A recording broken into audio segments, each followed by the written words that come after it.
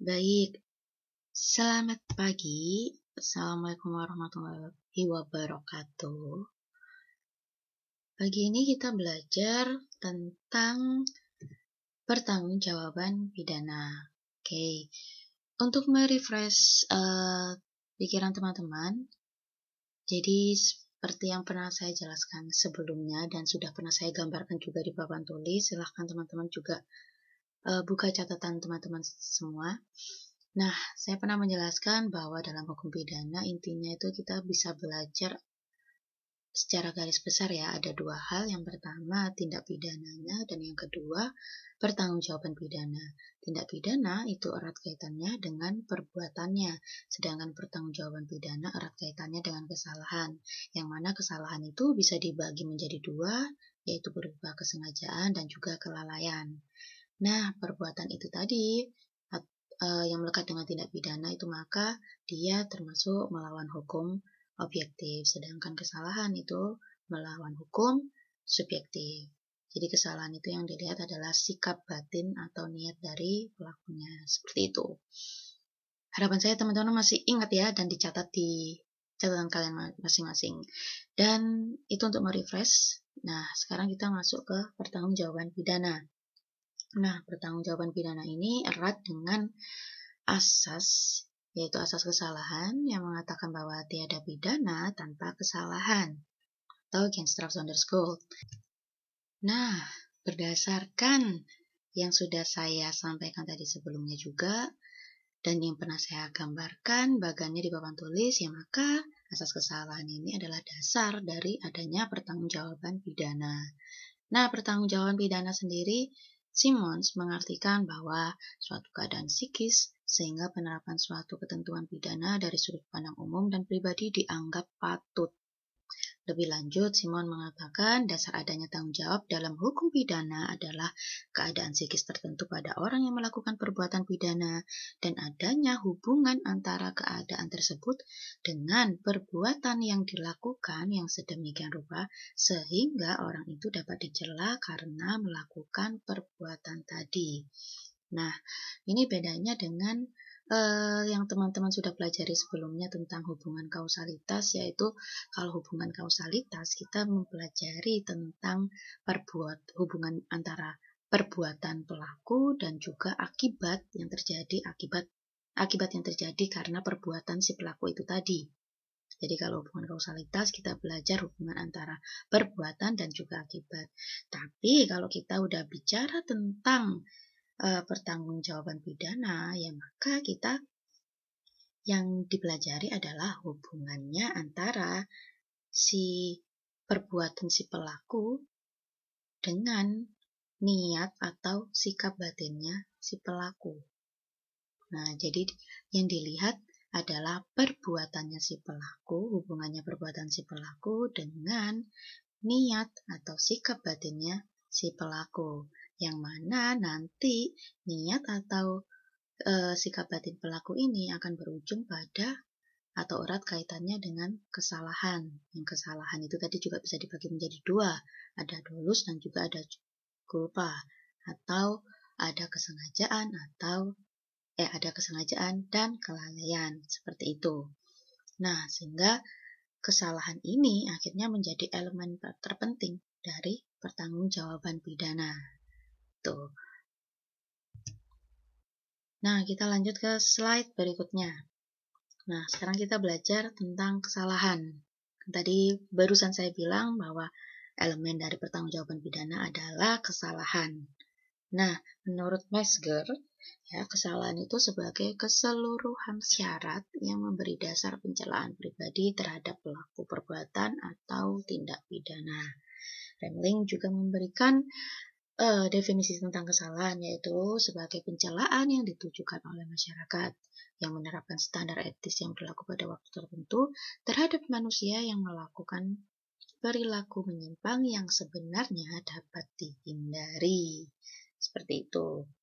Nah, kesalahan sendiri kalau dalam arti psikologis yaitu hubungan batin antara pelaku dengan perbuatan yang dilakukannya. Nah, jadi 3 definisi ini bisa kalian temukan ada di bukunya Profesor Edi, dan mungkin teman-teman juga bisa melihat referensi lain tentang definisi kesalahan dari para ahli hukum lainnya ya. Silahkan dicek sendiri. Nah, saya lanjutkan ke elemen kesalahan. Jadi elemen dari kesalahan ini ada 3. Yang pertama, kemampuan bertanggung jawab yang akan saya jelaskan setelah slide ini. Kemudian yang kedua, hubungan psikis pelaku dengan perbuatan yang dilakukan. Dan yang ketiga adalah tidak ada alasan penghapus pertanggungjawaban pidana, yaitu ada alasan pembenar dan juga alasan pemaaf. Nah, yang dimaksud dengan alasan pembenar itu ya alasan yang menghapuskan sifat melawan hukumnya suatu perbuatan. Jadi dia melekat dengan perbuatannya. Nah, sedangkan kalau alasan pemaaf, yaitu yang menghapuskan sifat dapat dicelanya pelaku. Jadi yang melekat dengan kesalahan si pelaku, seperti itu. Nah, untuk alasan penghapus pertanggungjawaban pidana yang terdiri dari alasan pembenar dan juga alasan pemaaf ini akan teman-teman pelajari lebih lanjut nanti di semester 3 di mata kuliah hukum pidana dan pemidanaan. Oke. Nah, sekarang kita fokus ke elemen yang pertama tentang kemampuan bertanggung jawab. Ya. Nah, kemampuan bertanggung jawab. Jadi ini saya ambil dari bukunya Profesor Edi. Jadi ini ada salah satu pendapat dari Van Hammel. Nah, Van Hammel ini memberikan ukuran mengenai kemampuan bertanggung jawab. Ya, ukuran mengenai kemampuan bertanggung jawab. Dan ini ketiga hal ini sifatnya kumulatif. Yang pertama, mampu memahami secara sungguh-sungguh akibat dari perbuatannya. Yang kedua, mampu untuk menginsyafi bahwa perbuatan itu bertentangan dengan ketertiban masyarakat. Nah, yang ketiga, mampu untuk menentukan kehendak berbuat. Nah, sekarang saya kasih contoh seperti ini. Ini saya ambil dari bukunya Profesor Edi ya. Nah, salah satu contohnya seperti ini. Misalnya ya, ada seorang kasir bank ditodong dengan senjata api oleh perampok untuk menyerahkan uang yang ada di berangkas bank tersebut. Nah, jadi si kasir bank ini ada di bawah tekanan karena dia ditodong oleh si kawanan perampok itu tadi. Nah, kasir tersebut sebenarnya memahami akibat perbuatannya dan dia juga menginsyafi perbuatan tersebut bertentangan dengan hukum. Ya, namun kasir tersebut tidak mampu menentukan kehendak berbuat karena di bawah todongan senjata api. Sehingga kasir tersebut tidak dapat dipertanggungjawabkan. Ya kan, karena gini, kasir tersebut ditodong senjata api. Mau gak mau ya dia harus menyerahkan dong duitnya. Kalau dia nggak nyerahkan duitnya ya pasti malah nyawanya dia yang hilang. Nah, di sini dia mampu untuk memahami secara sungguh-sungguh akibatnya. Jadi yang pertama itu bisa. Nah, terus yang kedua juga masuk. Menginsafi perbuatan itu bertentangan dengan ketertiban masyarakat. Tapi yang ketiga tidak masuk. Tidak memenuhi. Dia nggak mampu untuk menentukan kehendak berbuat. Loh, kenapa? Ya karena dia juga ada di bawah tekanan. Orang dia ditodong sama senjata api, ya pasti kan jiwanya terguncang. Di saat seperti itu, ya kan pasti nyawa yang paling penting.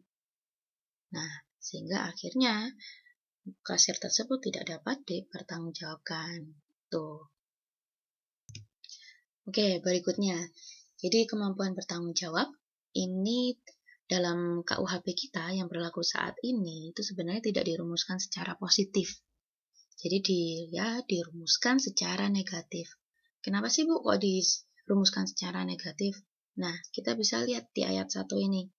Bunyinya mengatakan bahwa barang siapa melakukan perbuatan yang tidak dapat dipertanggungjawabkan padanya, disebabkan karena jiwanya cacat dalam tumbuhnya atau terganggu karena penyakit, maka tidak dipidana.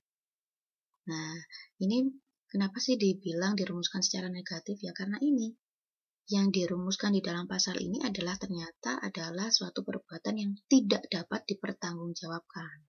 Bukan perbuatan yang dapat dipertanggungjawabkan. Sehingga pasal 44 KUHP ini dikatakan dirumuskan secara negatif.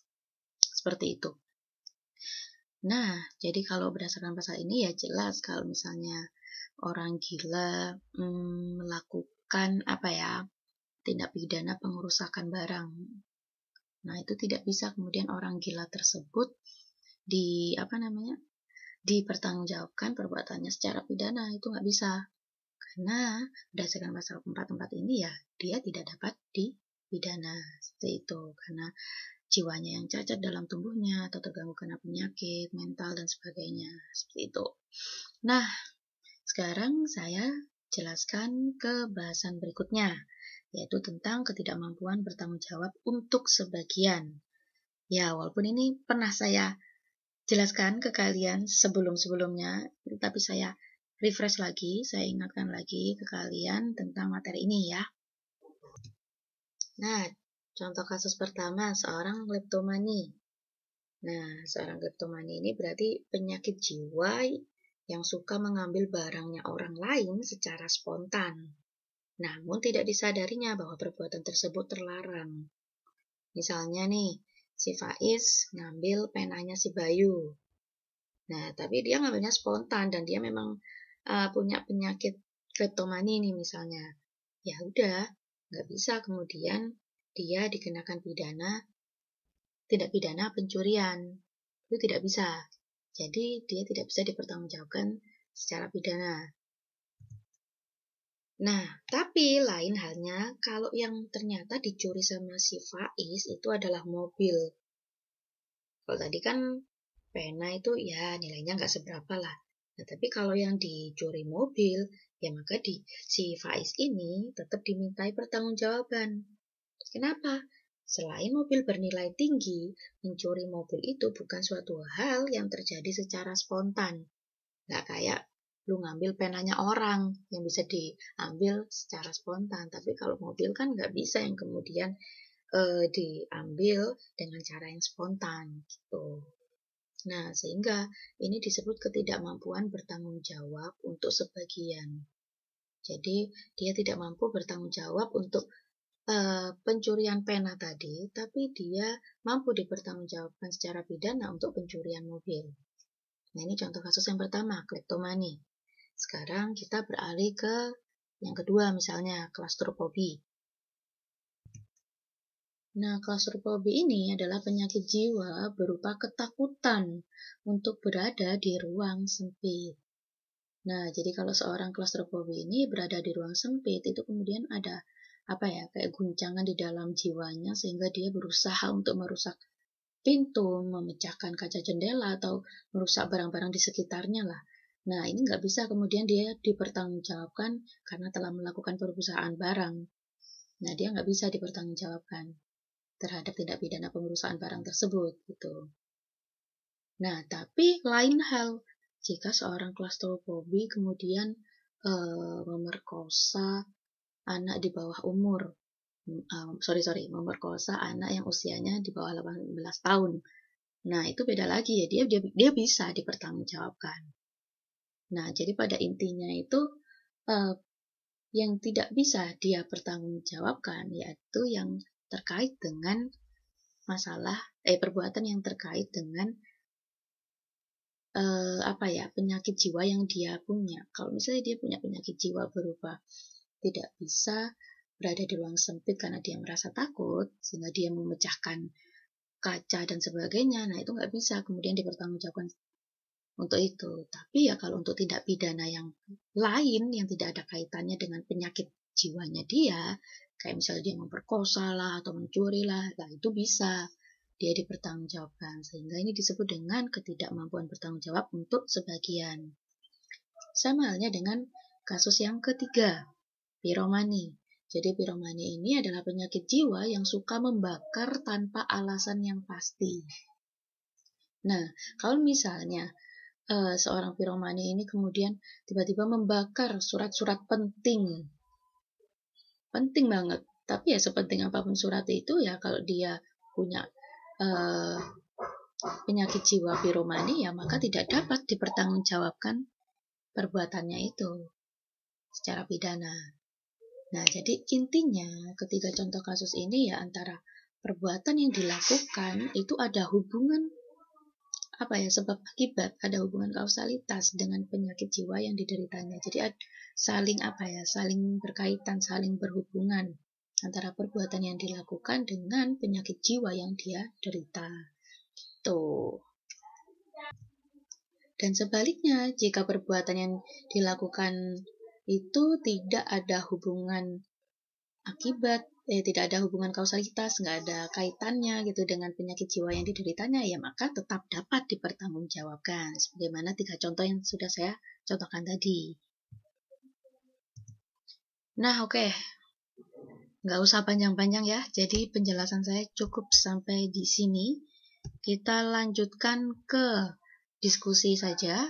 Nanti ada waktu teman-teman untuk diskusi, silakan digunakan sebaik-baiknya dan juga